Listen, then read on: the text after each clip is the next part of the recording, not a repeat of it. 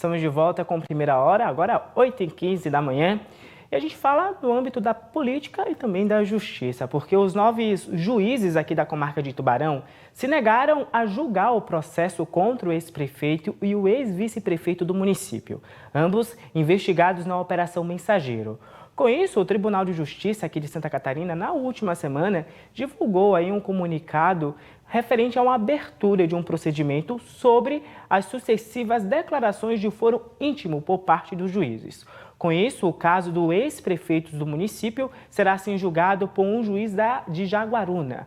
E para a gente entender melhor essa situação, o que pode, o que não pode, o que está dentro da legislação e claramente tirar algumas dúvidas, a gente vai conversar agora com o Dr. Jardel Luciano, que vai esclarecer para a gente esse tema tão importante e que repercutiu na última semana. Doutor, muito bom dia. Bom dia. Prazer tê-lo aqui conosco.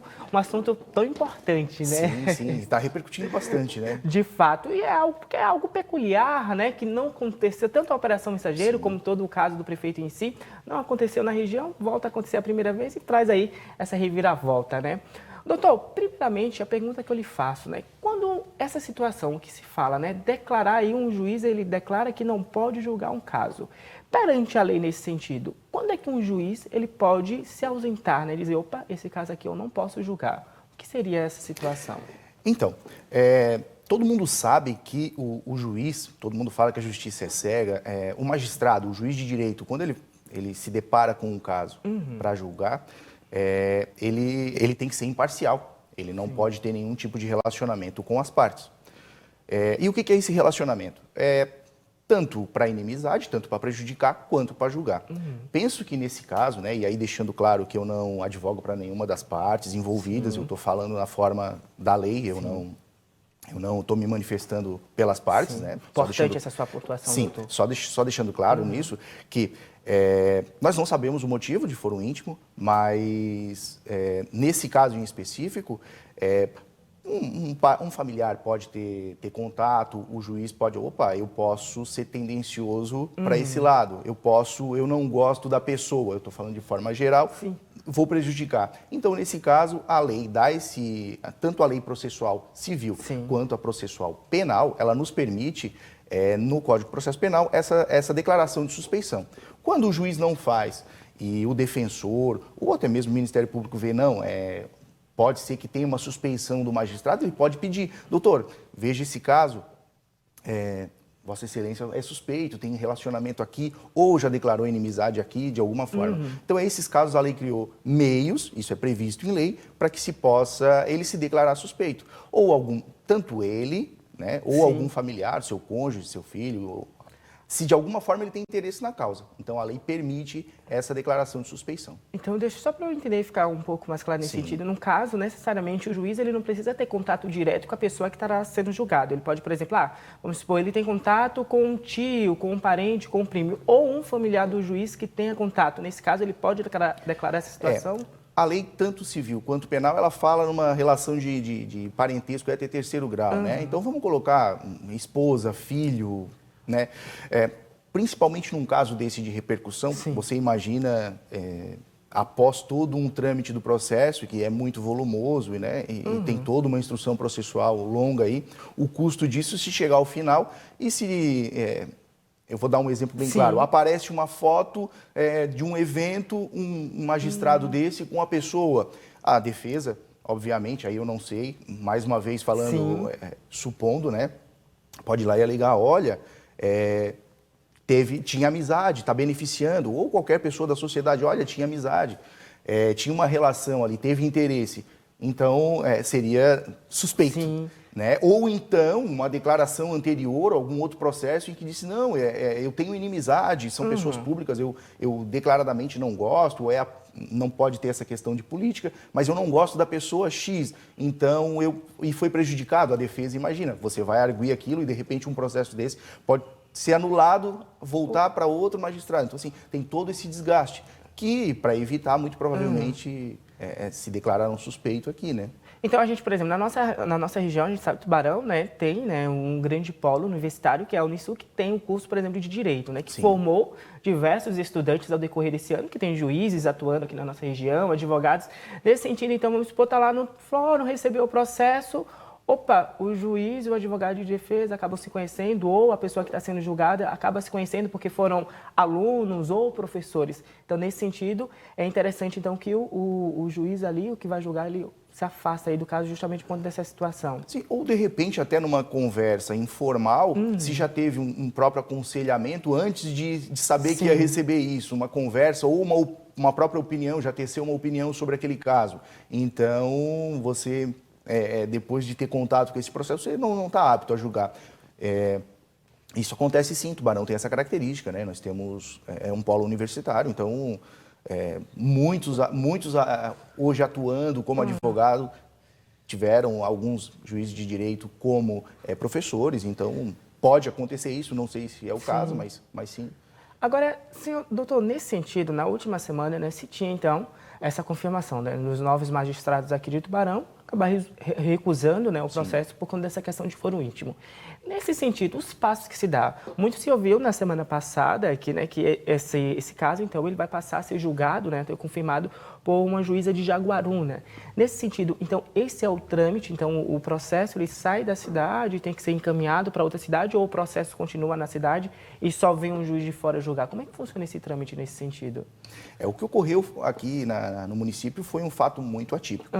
Dentro da própria comarca, você tem uma linha de sucessão, vamos assim dizer, né? Temos duas varas criminais, um juiz se dá por suspeito, outro substitui, e assim você vai, cai na segunda, o primeiro substitui, e você tem uma linha de sucessão, certo? Aí cai para as varas cíveis, alguma vara especializada, especial criminal, violência doméstica, família, e você vai substituindo. Então, depois de todo esse trâmite no município, essa decisão acabou indo para o Tribunal de Justiça, pelo que se tem notícias aí, então foi o presidente quem designou a magistrada do município de Jaguaruna, né? Então, essa linha de sucessão aqui geralmente não chega, tanto que é inédito, mas nesse caso sim, esgotaram todos os 9 magistrados das 9 varas que tem no município, e aí então o presidente do tribunal é quem designou a magistrada da comarca vizinha. Mas nesse sentido, como você está falando, nesse sentido, é um trâmite normal, como pode acontecer em qualquer outro processo. Um juiz ele pode se negar a julgar e daí vem outro e substitui. Nesse sentido, é um processo normal, que não é atípico pela questão aqui na nossa cidade, né? Mas é algo que, de fato, precisa acontecer quando o juiz ele percebe, opa, não posso julgar. Sim, não, isso é mais comum do que se imagina, né? Então, por algum motivo, o magistrado se dá por impedido, e não só no âmbito criminal, esse processo é redistribuído para uma outra que, dentro da comarca, como eu falei, já tem uma linha de sucessão, de substituição. Mas, como foram todos, então isso voltou para o tribunal para que ele distribuísse. Mas isso é mais comum do que se imagina, pode ocorrer sempre, assim, porque esse vínculo subjetivo pode ocorrer de diversas formas. Então, é o foro íntimo. Às vezes a pessoa não sabe, mas tem algum problema ali naquela vara, ou com o advogado, enfim. O juiz tem algum interesse de alguma forma. Ele não pode ser parte daquele processo, ele não pode ter interesse de nenhuma forma. Não interesse, aqui eu quero dessa forma ou não, mas que ele julgue com imparcialidade. Eu não vou nem me envolver aqui, então eu passo para outro, que fica melhor. Isso é uma segurança jurídica que se tem, né? Isso é bom, isso é positivo. Então, eu estou aproveitando então, esse gancho dessa sua fala, então, porque, por exemplo, esse caso, né, aqui da nossa cidade acabou repercutindo e até de certa forma negativa, né? A gente escuta nas rodas de conversa, mas o juiz, mas como assim, amigo, e agora o que acontece? Mas nesse sentido, todos esses passos que é feito então pelo magistrado traz uma conectação positiva no que se refere ao julgamento fiel do processo, né? Nesse sentido, é positivo e é necessário que isso aconteça, então, de fato, quando o juiz, percebe essa situação. Então, isso traz honestidade, vamos assim colocar, no processo que será julgado. Exatamente. Então,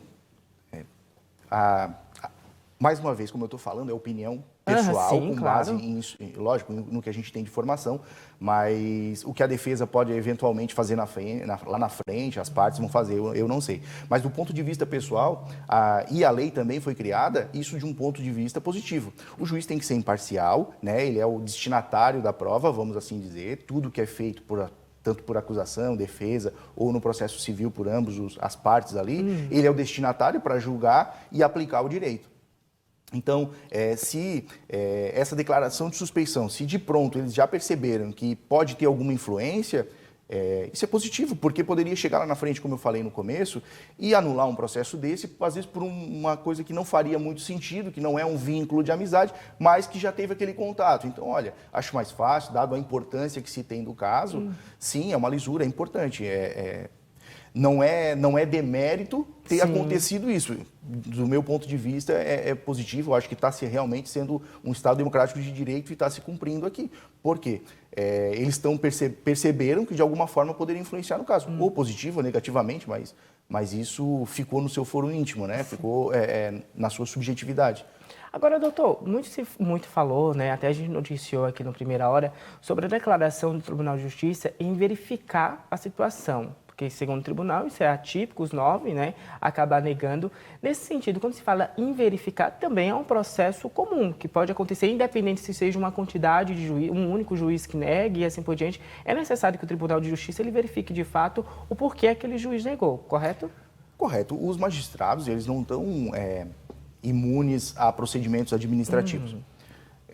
Então, assim, eles têm a lei orgânica da magistratura, que eles têm um regramento a ser cumprido, e o CNJ também bate muito em cima, através da Corregedoria, né, que é o Conselho Nacional de Justiça. O próprio tribunal, a própria Corregedoria do tribunal tem essa fiscalização. Eu não tenho informação aí se tem procedimento ou não.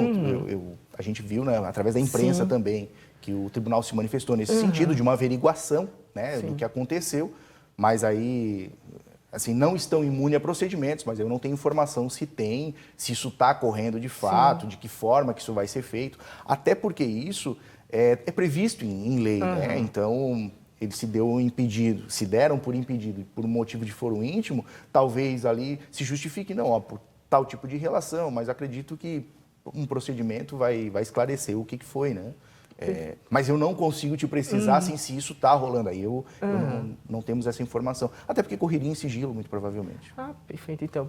Doutor, agradeço pelos esclarecimentos. É importante, eu que agradeço o espaço.